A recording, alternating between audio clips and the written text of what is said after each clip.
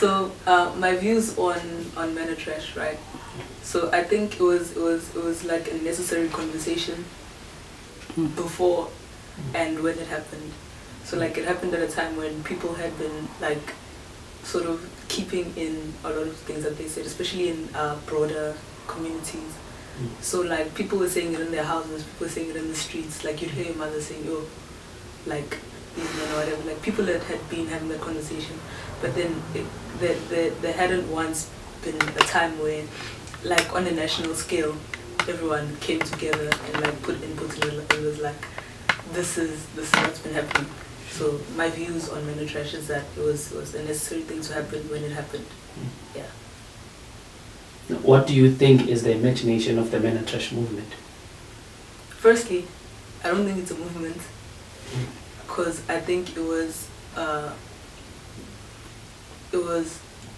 okay, I don't want to say it's not a movement because it was a reaction to like a point in time. It was more like it's a calling out, right? So then you can't every time like I should tell you something wrong. Like you can't kill people. It's like that don't kill a person. You know what I'm saying? So like firstly, I don't think it was a movement. I think it was like a collective, like sitting down. It was more of a conversation than a movement. Because as a movement, I think it, like the broader movement that it falls under maybe would have been like, I don't know, black radical feminism, something like that. But like as a thing of itself, men are trash. It's like it's a calling out, and it fits into the lives of so many like black women in South Africa and in the world at large. So yeah. Thirdly, what do you think is the influence of pop culture on the perpetuation of trash behavior? I mean, there's this thing, right? This popular theory that people sort of replicate behavior that they see. So this is to say, if you can see yourself in media, for instance, like the thing of wanting black representation. So if you can see black people in media, then you know that like a black person is worthy of being looked up to or something like that. Which is why people have been moving for like black representation. So it's like, so that question I guess I'd interpret as what influence does sort of depicting toxic black masculinity in popular culture sort of do, right? And I think it's, I don't know if it's like the media creating culture or like culture creating the media. It's like that. Yeah, so it's like, I don't know. So like it's either our culture, like if the media is like an exact representation of our culture, then we have to ask like, we have to sort of invert the question. But anyway, yeah. But yeah, I think cause also there's like it's archiving. Like media is like an archive. So every time you show a movie, it's like you show this kind of black masculinity. Like when you have things like people moving away and people not having father figures and things like that. Those are things that people look to see like how did people react to black masculinity in this time? How do people react to being fathers in this kind of situation? Like how do people react to being fathers when they're poor? How do people react to being like brothers in like township situations? How do people react to being like men in general, like in the world as it is? So like, yeah, maybe it is like an exact reflection of our culture, but then because we reflect it the way we do, and because like in Men Are Trash, when I look at it, it's directed exactly at black men. Like we don't care about it. Let's be honest. You know, like I'm not gonna take time from my life and be like, oh my god, white men need to change. What's that got to do with me? So like the whole thing was a conversation between black women and black men. So they were saying, that's it, you need to change this, right?